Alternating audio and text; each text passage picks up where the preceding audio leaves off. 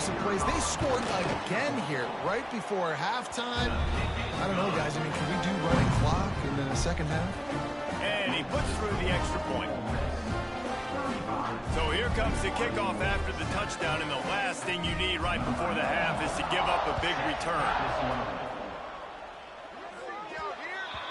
So the kick goes out of bounds, and the ball will be placed at the 40 to start this drive.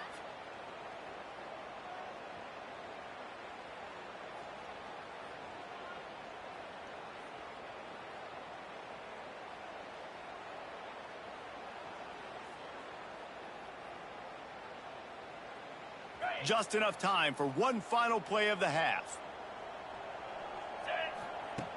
Wants to throw on first down. Going for it all. Catch inside the 25. Touchdown, Wake Forest. Made the grab and then did the rest himself, and they put points on the board. Number 7. And that touchdown was massive for the offense. Gives them confidence heading into halftime. But remember, they're going to be receiving first in the third quarter, so they get an opportunity to cut even further into this lead. That was a huge play. And the extra point is good. They still trail 35-14.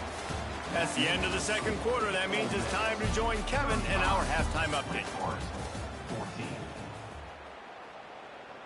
Kicker has everything lined up and about set to get this one underway.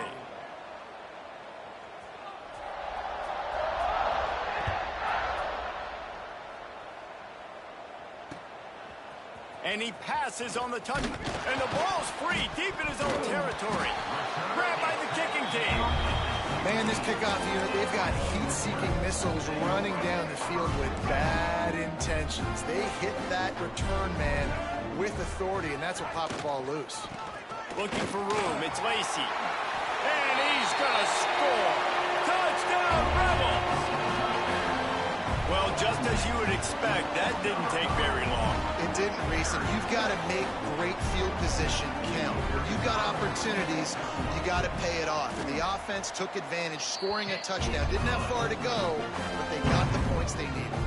And let's check in with Kevin Connors in the studio. Kevin? Dynamite matchup in the Big Ten, fellas. Let's show you what's going down. Indiana is in front. They've controlled the line of scrimmage to this point. But you take a look at the scoreboard, and you see we have ourselves a tight game.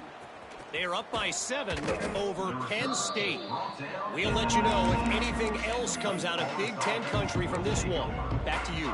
Oh, and how about that? I know Kevin and those guys will be keeping an eye on it for us. So they find their own 20 at the 19-yard line. They get to him as he throws.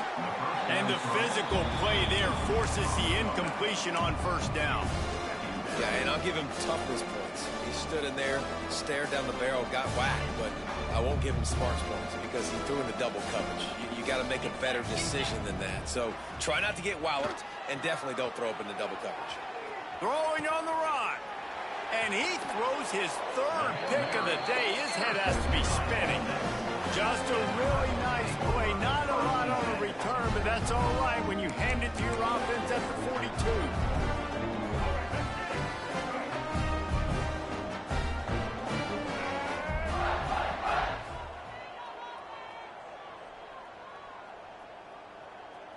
Dropping back, it's Reed.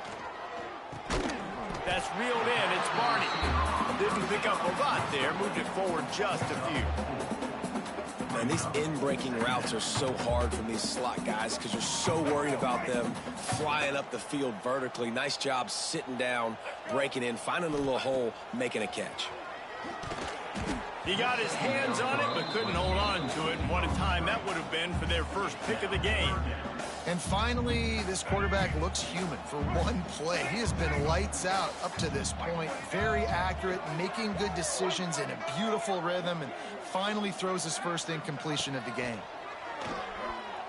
Throwing right. And they can't make the connection on third down. Well, this is a disappointing drive for the offense, considering where this drive started, in their opponent territory. Now you're 4th and long. They'll try to get him on the fake. That incompletion is an engraved invitation to the punt team.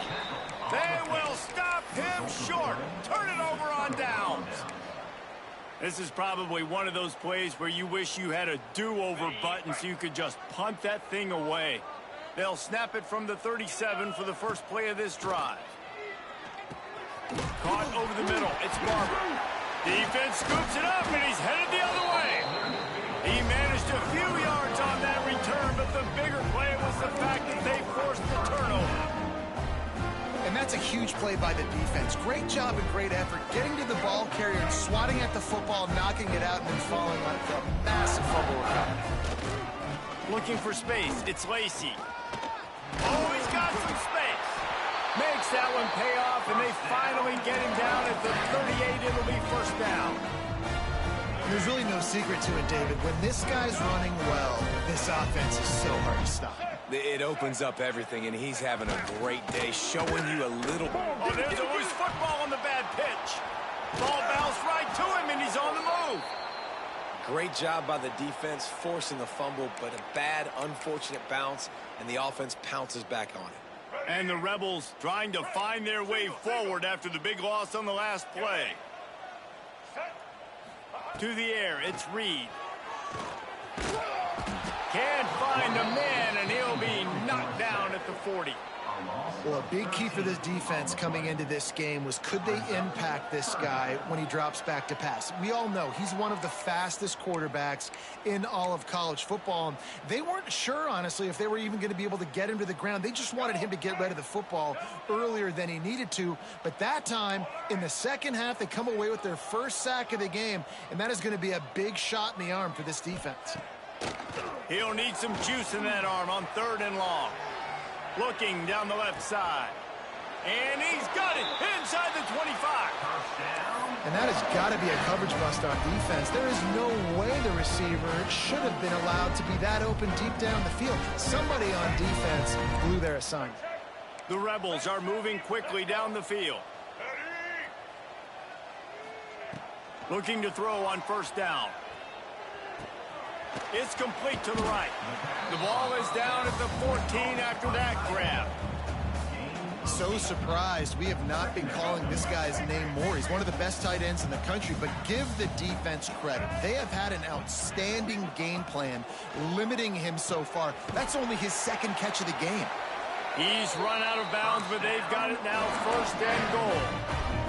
How about the mix of play calls on this drive? 3 runs, 3 passes, and now they're in business. And just keeping the defense completely off balance. When you think it's a run, it's a pass. When you think it's a pass. Big guy tries to barrel in. Touchdown, Ole Miss. And they take it in for 6 more points. They score for the big fella here. Why are tight ends so effective in the red zone? Well, these aren't the guys that are going to burn by you and go for 70 most of the time, but when you can use their big-bodied frames, threaten them to run the football and be a blocker in the running game, and now you slip them in the secondary, make that big play. Pulled down at the 18, and the decision to bring it out of the end zone was not a good one.